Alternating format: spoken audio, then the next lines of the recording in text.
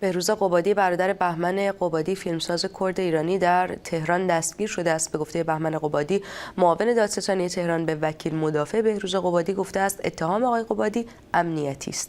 بهمن قبادی هر گونه فعالیت امنیتی و سیاسی برادرش را رد می‌کند. 12-13 روزه که برادرم ناپدید شده بود با دو تا دوست داشت.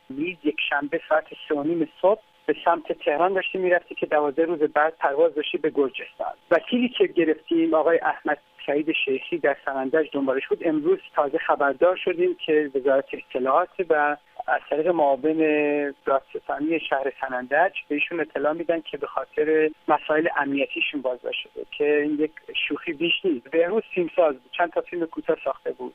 هیچ وقت نتونست از طریق ایران و کشور ایران بتونه پول برای کار فیلمسازیش پیدا کنه و مدیر تولید فیلم‌های اول هم بود، دوم، سوم تا الی آخر. بهروز به خاطر شرایط اقتصادی بد ایران پارسال مهاجرت میکنه به سلیمانیه و با دو تا دوستی که اونجا الان بازداشت هستن یک مغازه فروشگاه باز میکنن که مواد بهداشتی طبیعی مثل شامپو و صابون اینا میفروختن و اونجا نتونستن موفق بشن و میخواستن برن گرجستان مهاجرت کنن.